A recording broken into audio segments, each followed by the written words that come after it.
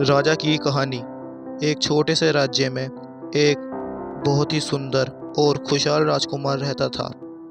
उसका नाम अर्जुन था और वह अपने राज्य में सबसे ज़्यादा प्रिय था। और राजकुमार अर्जुन का दिल बहुत बड़ा था। वो सबकी मदद करने के लिए हमेशा तैयार खड़ा रहता था और उसको ये सब करना बहुत अच्छा लगता था। लेकिन उसे एक दिन अकेले में महसूस हुआ कि वह जो जीवन जी रहा है वह बहुत ही ज़्यादा भारी सुखों से भरा हुआ है और उसका दिल सच्ची खुशियों से बिल्कुल खाली है। ये सब सोचते हुए उसको बहुत ही ज़्यादा बुरा लगा और उसने अपने दादाजी से पूछने का फैसला लिया। राजकुमार ने एक दिन अपने दादाजी से पूछा, दादाजी, मैं इतना सब कुछ पा चुका हूँ लेकिन फिर भी मुझको असल खुशी क्यों नहीं मिल रही। मुझे इसका जवाब दो दादाजी कि मैं असल खुशी पाने के लिए क्या कर सकता हूँ। दादाजी ने मुस्कुराते हुए कहा कि प्यारे बेटा, अंदर की खुशी तुम्हें बाहरी चीज़ों से नहीं बल्कि अंदर की खुशी तुम्हें अपने शांत मन से ही मिलेगी। तुम्हें अपने दिल से देखना होगा और दूसरे लोगों के लिए कुछ करना होगा। फिर राजकुमार अर्जुन के दादाजी ने कहा कि बेटा, मैंने तुम्हें सारे तुम्हारे प्रश्नों के जवाब दे दिए हैं। अब ये सब तुम पर निर्भर करता है कि तुम अपनी असली खुशी के लिए किस हद तक जाते हो और दूसरों की मदद करते हो या नहीं। आशा है कि तुम सबकी अच्छे से मदद करोगे। यह सुनकर अर्जुन को कुछ समझ में आता है कि वह अब से अपने राज्य के गरीबों की मदद करेगा और उनकी गरीबी दूर करेगा।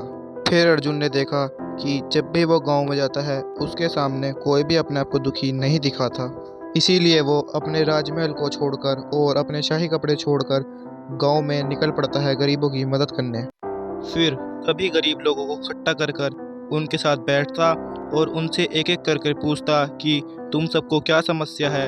फिर वो सारे गरीब लोग उसे बताते, फिर वो उनकी गरीबी का हल बताता।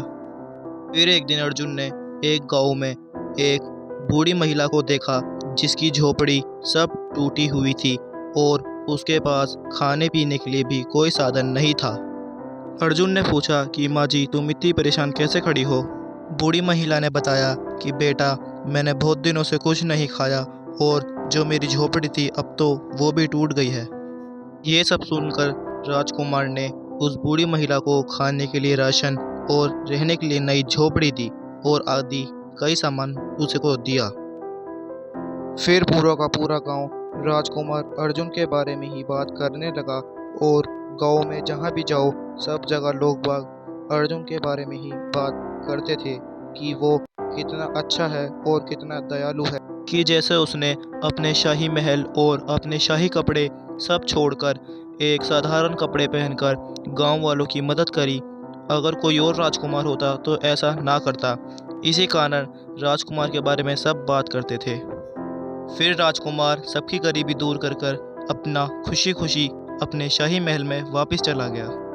और राजकुमार अर्जुन ने जो भी गांव में आकर लोग बागों की मदद करी, भूखे गरीब लोगों को खाना दिया, झोपड़ी दी और उनको रहने के लिए आदि वस्तुएं दी, ये सब कर कर उसे अंदर की खुशी मिली और यह समझा अंदर की खुशी लोग बागों की मदद करने में ही होती है।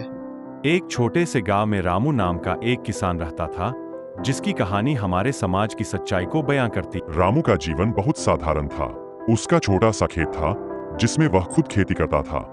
वह हर सुबह सूर्योदय से पहले अपने खेतों में काम करने निकल जाता और शाम को थका मांदा घर लौटता।